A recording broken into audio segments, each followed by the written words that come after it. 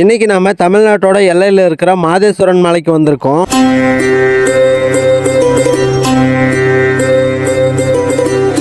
பொதுவாக எல்லாருமே கோயிலுக்கு வேண்டுதலுக்காக வருவாங்க, சில பேர் மன அமைதிக்காக வருவாங்க. ஆனால் இந்த கோயிலுக்கு வரவங்களுக்கு வர வழியிலேயே மனசு லேசாயிரும். அந்த அளவுக்கு பச்சை பசேர்னு இயற்கை காட்சிகளோடு நம்மளை வரவேற்கும் இந்த மாதேஸ்வரன் மலை. நல்ல டைமில் தான் இருந்திருக்கோம், நல்லா மழை பெய்யும் போது. நம்ம லாஸ்ட் டைம் வரும்போது இந்த மாதிரி இல்லை ரோடு, இப்போ நல்லா போட்டிருக்காங்க, பரவாயில்ல. மழை காற்று பின்னுது. இப்போ இருக்கிற நம்ம வாழ்க்கையில் எதை நோக்கி ஓடுறோன்னே தெரியாமல் ஓடிட்டுருக்கோம். அதையெல்லாம் ஒதுக்கி வச்சுட்டு சில மணி நேரம் ஒதுக்கி இந்த மாதிரி இடத்துக்கு வாங்க, கண்டிப்பாக உங்கள் மனசு உங்களுக்கு நன்றி சொல்லும். 10 நிமிஷம் இந்த வீடியோவை பார்க்கறதுனால உங்கள் வாழ்க்கை மாறுமான்னு எனக்கு தெரியாது. ஆனால் நீங்கள் பார்க்குற இந்த 10 நிமிஷத்தில் கொஞ்சமாவது மன அமைதி வரும்ன்ற நம்பிக்கையில் தான் இந்த வீடியோவை அப்லோட் பண்ணுறேன். இந்த வீடியோவை ஸ்கிப் பண்ணாமல் கடைசி வரைக்கும் பாருங்கள்.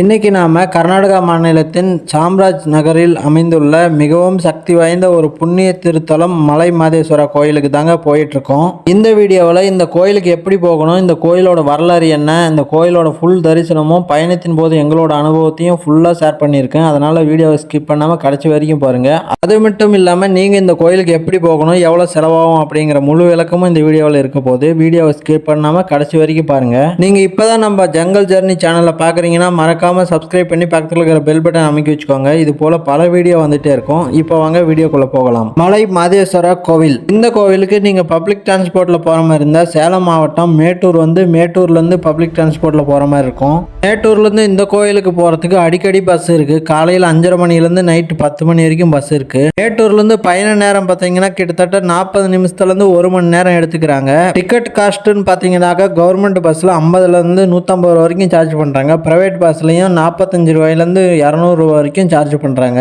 அதே போல் ஃபேமிலியாக நீங்கள் ஒரு 4-5 பேராக சேர்ந்து போகிறீங்கனாக்கா டாக்ஸி கேப் இந்த மாதிரி புக் பண்ணி போனீங்கன்னாக்கா 800 ரூபாயிலேருந்து கிட்டத்தட்ட 3500 ரூபாய் வரைக்கும் சார்ஜ் பண்ணுறாங்க.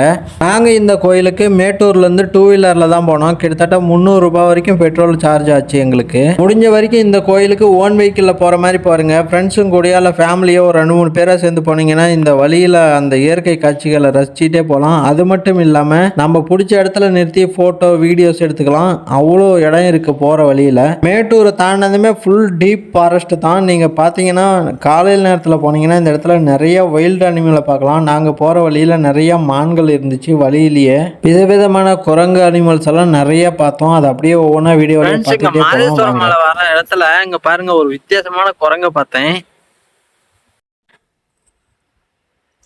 இந்த குரங்குக்கு உடம்பு ஃபுல்லாக வெள்ளையாக இருக்க, மூஞ்சி மட்டும் கண்ணங்கரியான்னு இருக்குது. அது சரியாக ஃபோட்டோ எடுக்க முடியல. மலை ஏறும்போது பாருங்க, எங்க டைம் பார்த்தீங்கன்னா கரெக்டாக 1 மணிக்கு கிளைமேட் எப்படி இருக்கு பாருங்க. சூப்பராக இருக்கு கிளைமேட்டு. 18 வளைவுகள் தாண்டி தான் மலை மேலே போகிற மாதிரி இருக்கும். நம்ம இப்போ 3வது வளைவை தாண்டி போயிட்டு இருக்கோம். இந்த மலையில் நீங்கள் போயிட்டு இருக்கும்போது வழியில் எங்கேயாவது வண்டி நிறுத்தி இங்கே வர அனிமல்ஸ், அதாவது இந்த குரங்கு இந்த மாதிரி அனிமல்ஸ்க்கெல்லாம் ஃபுட்டு கொடுக்காதீங்க. அது அஃபென்ஸு. பார்த்தாங்கன்னா பிடிச்சி ஃபைன் போட்டுருவாங்க. 50வது ஏர்பேண்ட்டை தாண்டினோம் ஃப்ரெண்ட்ஸ், மழை பிடிச்சிருச்சு பாருங்கள்.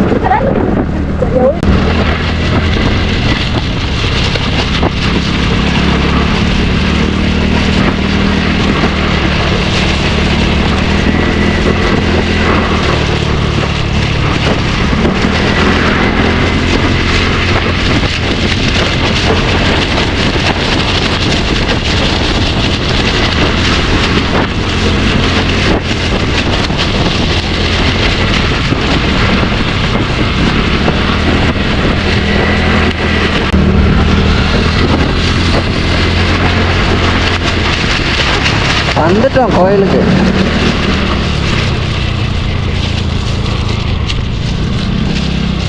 டோக்கனா இருக்கு பக்கம். டோக்கன் இல்லையாமா.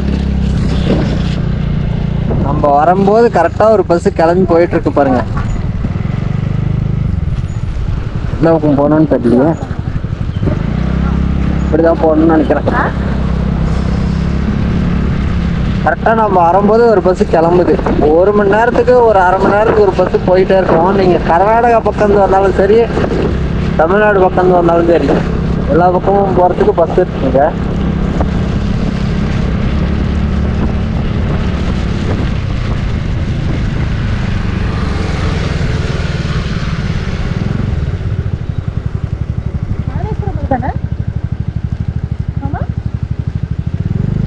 கண்டுபிடி பார்க்கலாம்.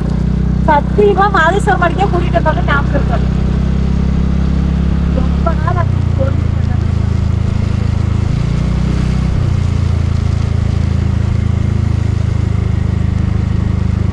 நல்ல மழைங்க. கரெக்டாக கோயிலுக்கு வந்த டைமு நல்ல மழை பெஞ்சிட்டு இருக்கு. டூ வீலர் உள்ள போகலாமா போகாத தெரியல. அங்கதான் நிறுத்த மாட்டேங்குது. சரி, நம்ம அப்படியே போய் கோயில் முன்னாடி நிறுத்திட்டு போகலாம். சரியான மழை.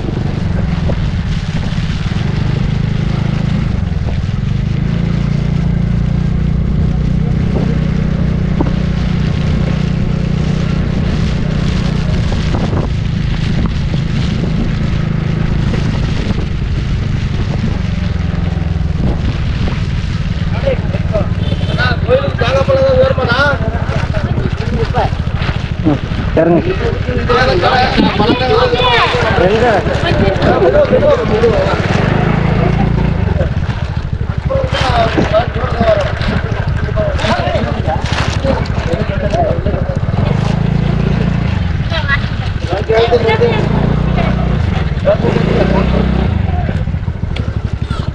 எங்க பார்க் பண்ணிடலாம்.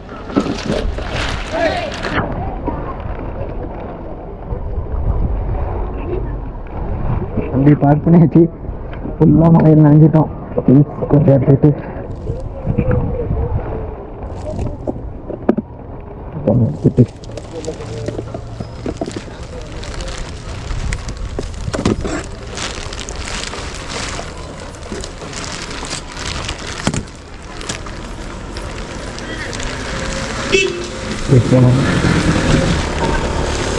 கூட்டம் ஓரளவுக்கு கம்மியாக தான் இருக்குது.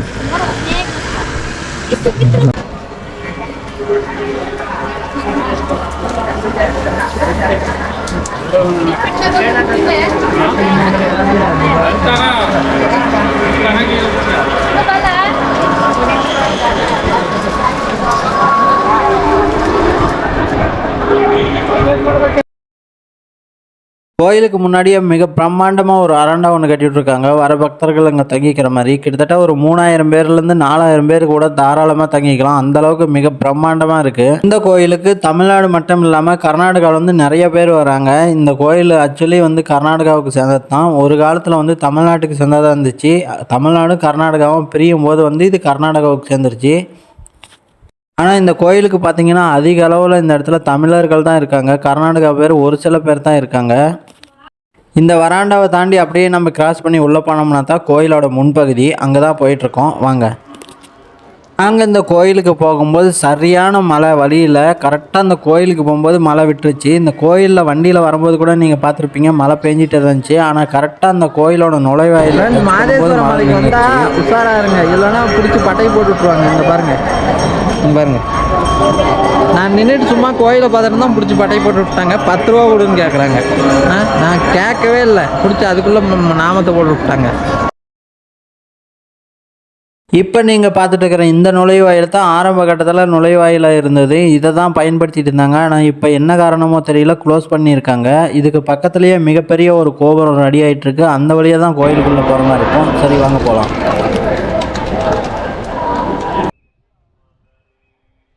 இப்போ நம்ம பார்க்குற இந்த கோபுரத்து வழியாக தான் கோயிலுக்குள்ளே போய் கடவுளை தரிசனம் பண்ணணும். அதுக்கு முன்னாடி இங்கே முன்னாடி ஒரு 2-3 கடவுள் இருக்குது. அதெல்லாம் கும்பிட்டு அதுக்கப்புறமா போகலாம். வாங்க.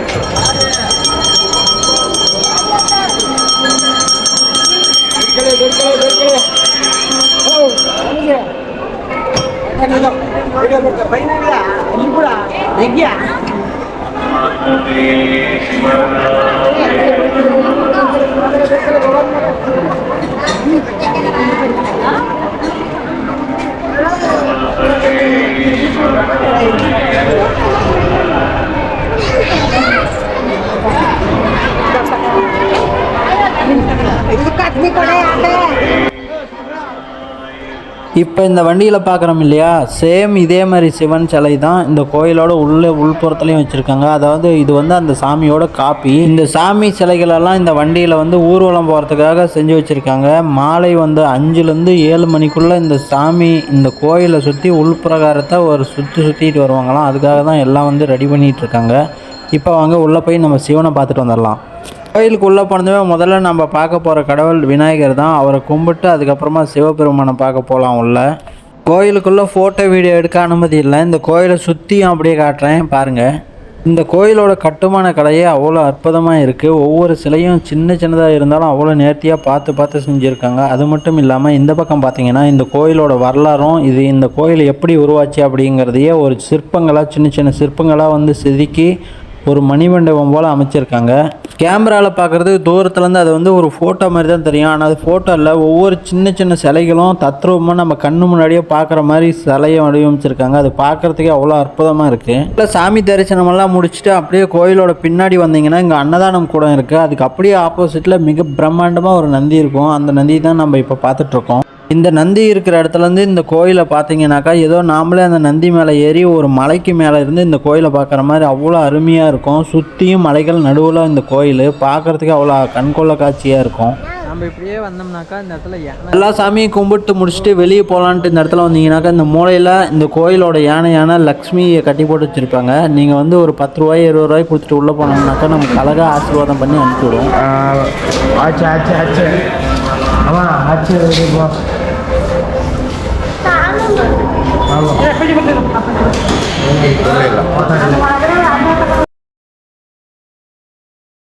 ஓகே நண்பர்களே, நம்ம வந்து கோயிலுக்கு எங்கே நுழைஞ்சோமோ அங்கேயே கோயிலெல்லாம் சுற்றி பார்த்துட்டு மறுபடியும் அதே இடத்துல என்ட்ரன்ஸில் வந்துட்டோம். நாங்கள் ஒரு 3-4 மணி நேரம் ஆச்சு ஃபுல்லாக இந்த கோயிலெல்லாம் சுற்றி பார்த்துட்டு. அதே வந்து திருவிழா காலத்துலேயோ ஏதாவது க்ரௌடு நேரத்துலலாம் இங்கே வந்தீங்கன்னாக்கா பயங்கர கூட்டமாக இருக்கும். ஒரு நாளே ஆகும்னு சொல்கிறாங்க. நாங்கள் வரும்போது அவ்வளோவா ஒரு கூட்டம் இல்லை, ஒரு 500லேருந்து 1000 பேருக்குள்ளே தான் இருப்பாங்க. அதுவும் இல்லாமல் நாங்கள் வந்து அன்னதானத்துக்கு போகலை, அதனால் சீக்கிரமாகவே வந்துட்டோம். அன்னதானத்தில் நிறைய ரஷ் இருந்தாங்க, அதனால் நாங்கள் அன்னதானம் சாப்பிட போகல. அதுவும் இல்லாமல் சாயந்தரம் வந்து ஒரு 5 மணி போல் ஆயிடுச்சு. 2 வீலரில் வந்து அந்த காட்டு பகுதியில் போக முடியாதுன்றதுனால சீக்கிரமாகவே போகலான்னு சொல்லிட்டு நாங்கள் சீக்கிரமாகவே கிளம்பிட்டோம். இவ்வளோ நேரம் பொறுமையாக இந்த வீடியோவை ரசித்து பார்த்ததுக்கு உங்களுக்கு ரொம்பவே நன்றி. இந்த வீடியோ எப்படி இருந்துச்சுன்னு இந்த வீடியோக்கு கீழே கமெண்ட் பண்ணுங்கள். நம்ம ஜங்கல் ஜர்னி சேனல் உங்களுக்கு பிடிச்சிருந்தா மறக்காமல் சப்ஸ்கிரைப் பண்ணி பக்கத்தில் இருக்கிற பெல் பட்டன் அமைக்க வச்சுக்கோங்க.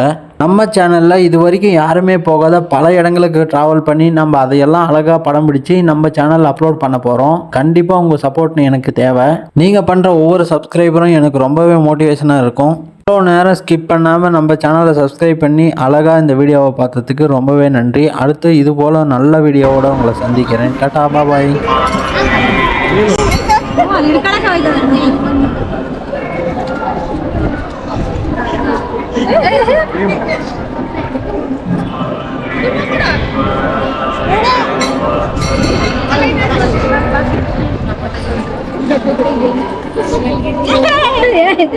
வீடியோ